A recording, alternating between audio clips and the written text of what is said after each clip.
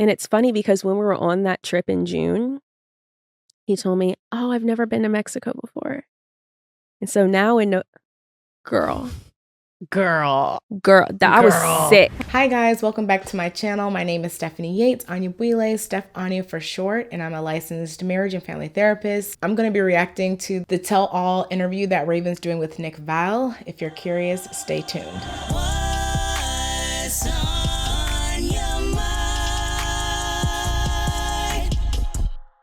I distinctly remember thinking of you as like, of all the couples that came from that season, I found myself like liking you guys the most. I agree with him. Watching the season, I think Raven and SK, as I talked about in another video, they kind of fast tracked to being one of my favorite couples, when at first I was thinking this was the most random pairing and I was trying to make sense of the motivations, if there were any ulterior motives, but it seemed like it was a really, really genuine connection. And my favorite thing was watching Raven's walls, her guards, her defenses come down through the process of getting to know him. And it really warmed my heart to see that. And I feel like, you know, SK, looking back, I don't know if he was actually as open and vulnerable with her. I think I just appreciated that he was able to hold a space for her vulnerability and allow her time to process. And so maybe I wasn't paying enough attention to the fact that we really weren't learning that much about him or seeing him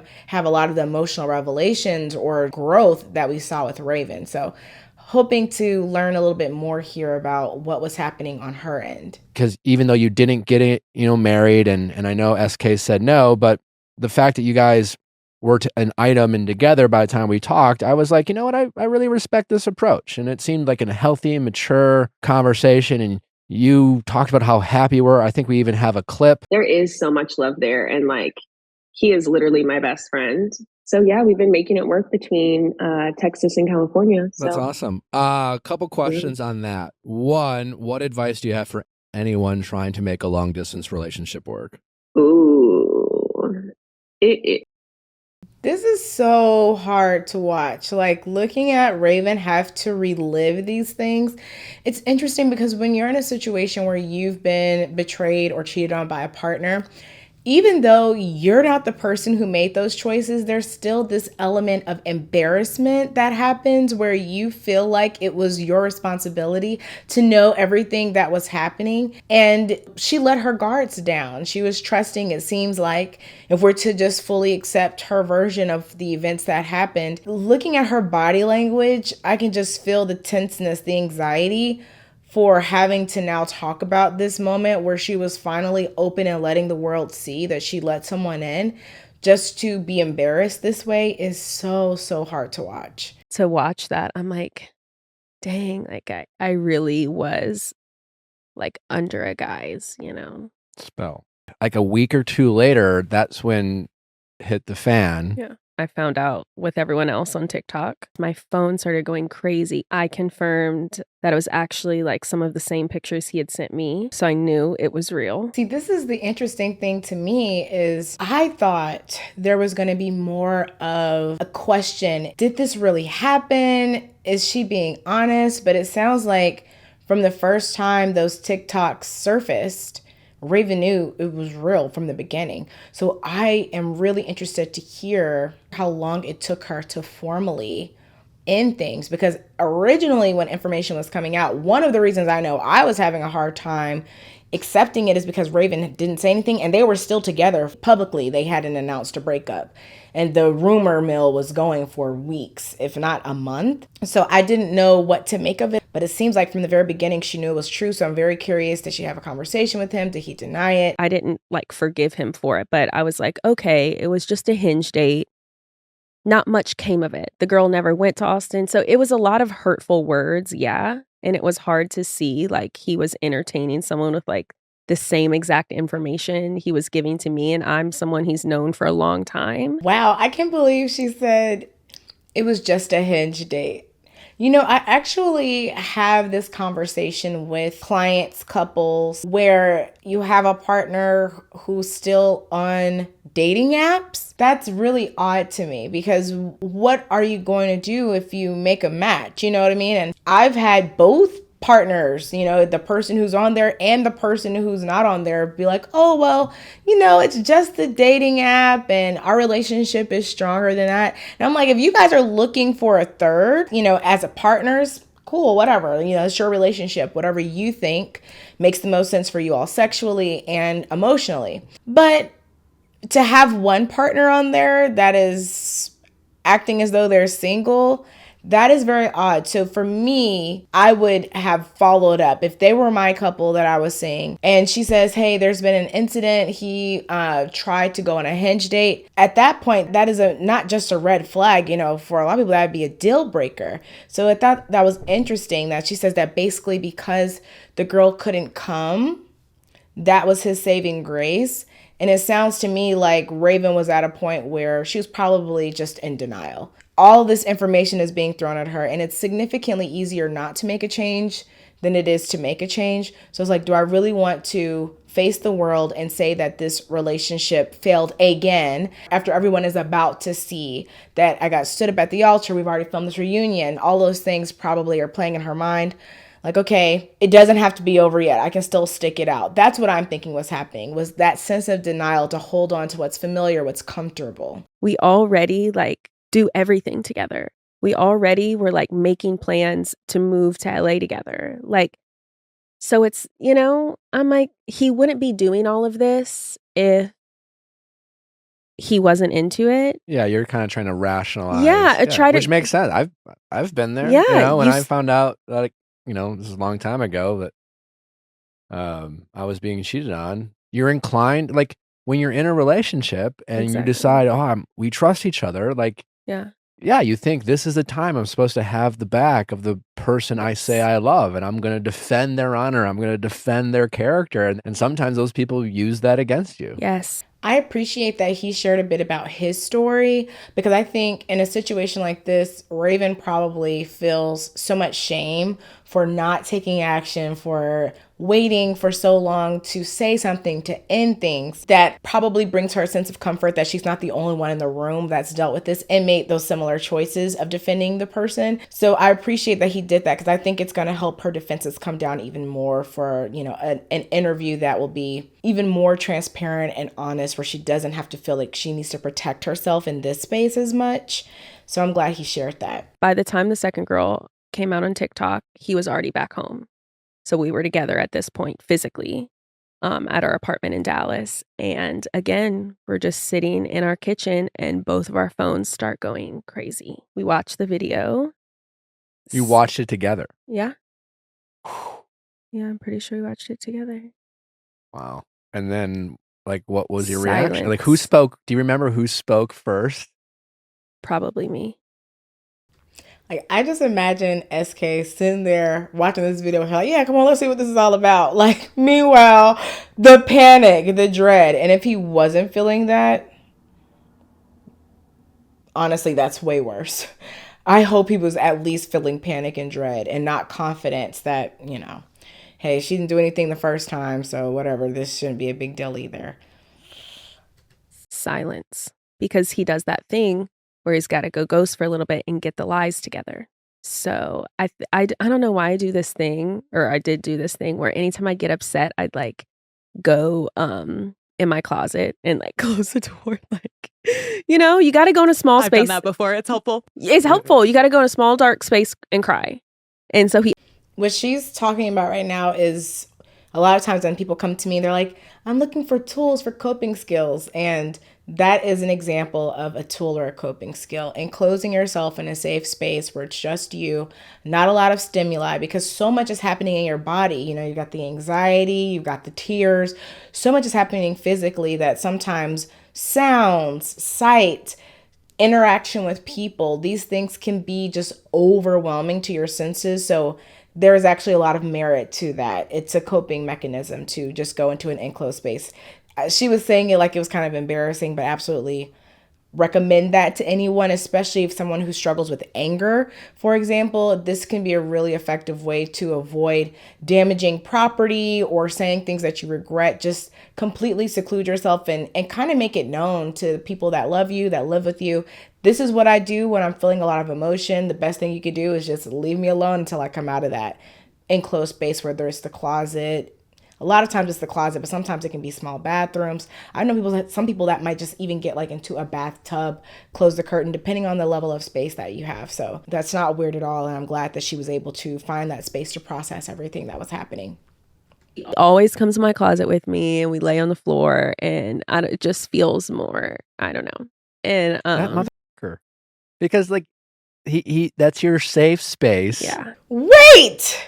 He came with her. See, that negates everything I just said, right? Because the point of the safe space is like, I'm assuming Nick is about to talk about.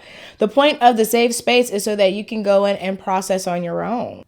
But then for him to welcome himself into that space, and there's this thing in toxic or abusive relationships where the person who is the problem also tries to be the balm or the cure for the problem. You cannot comfort me when you're the source of my stress. The audacity. And then I can picture it. He gets in there and he cuddles up and he tells you it's okay. And then you're probably thinking like, well, this feels right and normal. Yeah. And I mean, that one was far more damaging. And what was his excuse then? So that one, this was a girl, he had a I also have to say, I'm sorry, y'all. I have to say, it's interesting. And I think this is a great lesson for us as we watch these reality shows together, and why I'm always on the I can see both ends kind of perspective, or, you know, saying, keep in mind, this is a series and they always have to promote a villain, because SK flew right under the radar. And that's the thing about a series that is reality, is that there are going to be narratives they have to push at us. We need villains, we need heroes, we need the golden couple, like I talk about. And in this situation, certain people were, you know, shown as the villain, and SK flew under the radar. SK in this situation is the biggest gaslighter. And I'm going to explain what gaslighting means again, because there's a lot of misconceptions about what gaslighting is. First thing is to remember, again, this is not a clinical term. Now, it might become a clinical term, but this is a colloquial term. It is based on a film called Gaslight, and it's basically making a person question their reality. You do things intentionally, sometimes unintentionally, to make a person question things they're seeing with their own eyes or hearing with their own ears. You're making them question these things. And so for her to have this moment of, oh my gosh, the person I'm with has betrayed me. He's been lying to me this whole time. And for him to come and try to comfort her and be in that space with her, he's trying to control the narrative that she is digesting. And so he created this completely false reality for her where she let her guard down, felt safe and secure, and ultimately ended up being so embarrassed and betrayed. It's really sad. It's so sad. And what's sadder is that this is not abnormal. This is something we see a lot in relationships, is that one person knows the things to do to make another person believe the things they say, trust the things they do, while knowing the whole time that they're not being honest. There are a lot of clout chasers out there, and people who come out with stories that have a wrinkle of truth, but not. And I remember seeing that video. It looked like someone clout chasing who very much wanted attention. And so, they almost like, and two things can be true at the same time. You know, her story can be true and she could have wanted clout, but the part of you that wanted to. But the question is too, when you get clout this way, how does it make you look, right? Now, SK was lying to you too. I'm presuming, if you didn't know what was going on. But I think it's really interesting that it was important for you to take it to the general public first, because to me, you don't come off as a victim when that's the way that you're sharing the information. But that's just my perspective. When I look at things like that, I always, always, always question the messenger. I don't get mad at the messenger, but I question what can be gained from you delivering this message. And I always question the method of that delivery. And that's with personal life too. That's one of the reasons why I was not fully trusting when the stuff came out. I wanted to hear it from Raven's mouth what was going on. And she's verifying that this is what happened. Right before she released this, they were talking. The two of them were texting back and forth. And she said, I want to meet with you, blah, blah, blah, because she lives in Dallas as well. I want to meet with you, XYZ, and he wouldn't meet with her. And then I guess she ghosted, posted it, texted him back, and was like, I'll take it down if you give me $300K. So she tried to extort him. Yeah. Yeah. The dumb thing about that is it's already out there. I'll take it down if you give me $300K. You're not even good at freaking blackmailing people. You're supposed to ask for the money first. I mean, I'm no master blackmailer, but once it's out there, what's the point? In her second video that she posts days later, the four of them, SK and the girl and that couple that I'm talking about that called me, they went to Cabo in May. We were together at that point. You can't argue it. At this point in May, we had gone back and forth to see each other every month. Like, we were together. And it's funny because when we were on that trip in June, he told me, "Oh, I've never been to Mexico before."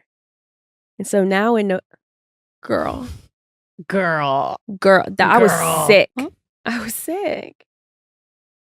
I'm like, why? Here I am, like in Tulum, like, baby, look at Mexico. Isn't Mexico great? Don't you love it Don't here? you love it? So for the people out there who are just, listening to this and saying, Raven, girl. I know. Like, why weren't you done already? Yeah. Like, what would you say to that? What you guys saw on TV was the person that I felt I was with, right? Someone who's so intelligent and kind and attentive to me and my best friend and in love. Like, you keep, like you were saying earlier, you keep telling yourself, well, that's the person that I'm with.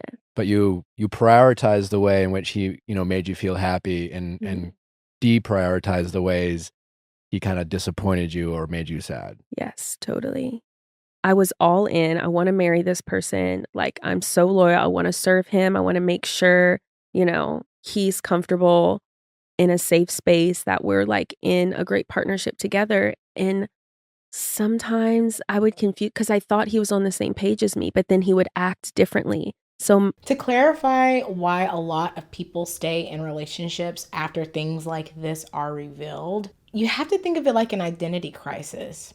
Like, your entire life at this point, or a huge chunk of your life, is based on the fact that you're with this person. You're living together, you're developing a lifestyle. Part of your identity is, okay, I have finally found my person and I am going to revel in this. I'm going to indulge in achieving this thing that seems so unachievable for a lot of people. I was one of the people who thought it wasn't possible for me, that kind of thought process. And then to be confronted with the possibility of not having to just start all over, but actually starting further back from before you're with this person, because now you got to work through all of this pain and trust issues and questioning your reality. Where did you go wrong? All of this shame and embarrassment and guilt, wondering what you should have done differently. It's really hard because if you accept that truth, that's why denial has a purpose. It's a defense mechanism for a reason. It's shielding you from certain emotions, certain feelings. Physically and psychologically, you might not be in a place that you can handle. Denial serves a purpose. The reason that we have defense mechanisms is, it's our mind defending us against things that we might not be ready for. But then once it starts to lift and it gets to the point where you're actually safer if you just accept the truth, that's why we can see that delay sometimes between learning information and the action that feels appropriate. It's a lot easier when you're on the outside to say what a person should be doing than when you're the person that has to reevaluate your entire life. It was like I was thinking one thing, but then something else was before my eyes, and it would make me so confused. And then I realized, of course, after the fact, like, it's because he really wasn't there with me. We've talked about it after the fact, but he really wasn't putting in 100%, and I was. I'm curious. This is what I was thinking about with them, because you guys know that I've had a hard time breaking down their relationship, because what we saw on screen obviously did not align with what was happening behind the scenes. But the other day I was driving from work after seeing clients and working with my last couple of clients of the day. It hit me. I said, okay, Steph, the reason you love this couple is because it was obvious to me that Raven had a very hard time letting her guard down with people, you know? And it was so beautiful to see that slowly she was letting those walls come down. And I think I was just so happy that SK didn't fumble those moments of vulnerability with her. You know, he said the right thing. He always said and did the right thing. But that vulnerability, that sharing, the breaking down of walls, it wasn't mutual. I don't remember seeing SK have these moments where he is really being open, honest, specific. He was saying things that sounded good, and he was being careful to respond to Raven in a way that would make her feel safe and secure without really doing the same. And so that was the thing that helped me even before I watched this video, where I got some of that closure, because I'm the sort of person, especially working as a therapist, I need things to make sense. I have to understand the history, the why. What is it that would make a person behave this way or treat people this way? And even if I don't really fully understand why he did it, I can now at least understand why I missed it. And that is what I wasn't paying enough attention to. I was so on edge, worried that he would say the wrong thing when Raven was being really open and vulnerable and allowing herself to open up to someone, that I wasn't recognizing the fact that he was not doing the same in return. So that has been like the biggest takeaway for me after watching all of this. This in retrospect, because I think sometimes when you learn about this like earth-shattering truth and it kind of recontextualizes all of these details and all these experiences you shared, like kind of looking back on that, to what extent do you think people can try to avoid being cheated on, and to what extent it's like part of love is taking the leap of faith, giving them benefit of the doubt, not scrutinizing their every action and looking for the ways that they could be like this Machiavellian monster who's trying to hurt you? I think that's a great question. And I think after going through this and after really looking back, I think you have to lead with vulnerability, of course, right? And that's something that this has really taught me, because I've never been someone like that. I'm like, you guys, I'm not like that anymore. Like, I am so ready to be vulnerable now, but also what this has taught me is that you've got to listen to your gut feeling. So and that's one thing I can say. I'm with Raven that a healthy relationship is not possible without vulnerability. The thing about being vulnerable is you're risking harm.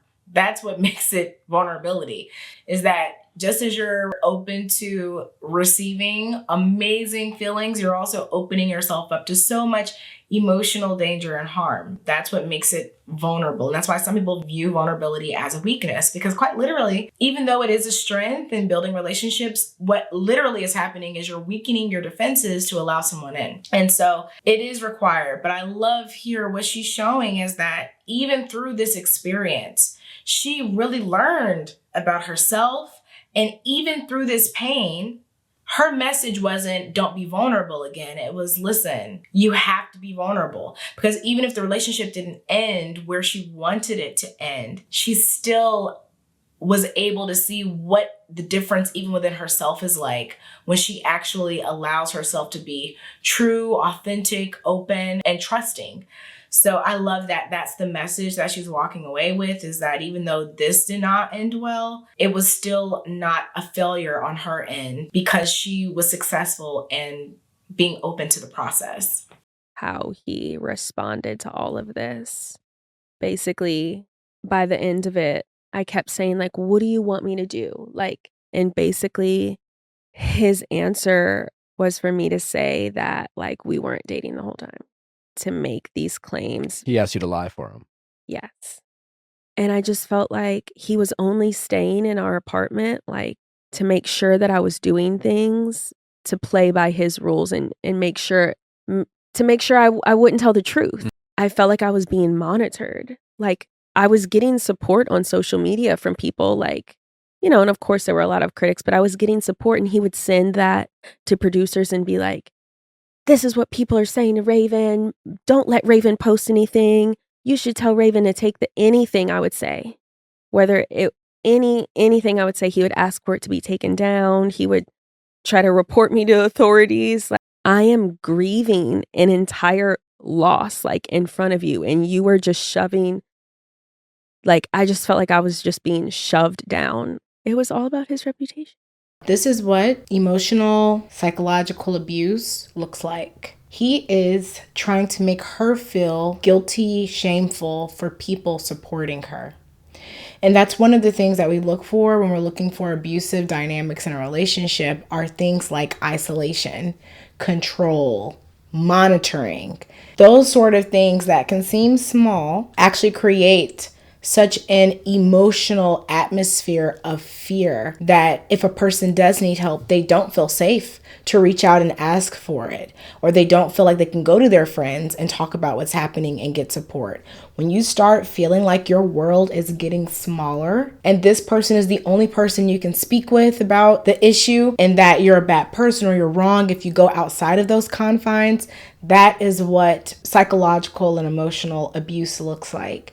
And so this, I think, is a really big lesson for all of us that watch reality TV, because had those receipts not come out, a lot of this would have flown under the radar. If the girls never came out publicly, right, and SK was successful in micromanaging how Raven interacts with the world, we wouldn't know. That's why everything we see on reality TV, we have to take it with a grain of salt, because they can only show what is being shown to them. And a lot of things that are captured don't make it to the final edit because it doesn't work with the narratives or the character arcs. I know a lot of you have requests for me to continue breaking down reality TV, and I will do that for you. But I always say I'm not these people's therapist, and that there are so much things that we don't know that happen behind the scenes, because I try to use these videos as just like a launching board for if you or someone you love are dealing with similar dynamics.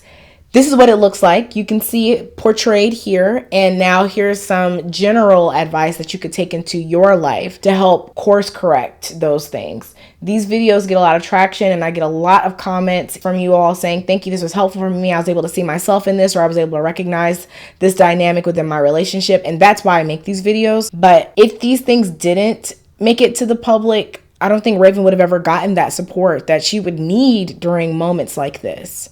I'm definitely dating. You're definitely dating. Okay. Is there a special someone, maybe? I think. You think? I don't want to jinx it. Let's just give let's just Yeah, and it's very new. I like probably shouldn't be talking about it. you know, But like you're optimistic. I always say I'm delusionally optimistic. I really am. Like I I always that's how said I live my I'd rather life. be a fool than be a jaded cynic when it comes to love. You know? Same. You know? If I love that for her. I love that she is allowing herself to still let someone in, be excited, even talk about it. I'm happy about that for her, because it is awful when you feel this need to protect yourself, because you're also protecting yourself from the possibility of being happy again. So I'm really happy that she's allowing herself to be open and vulnerable again.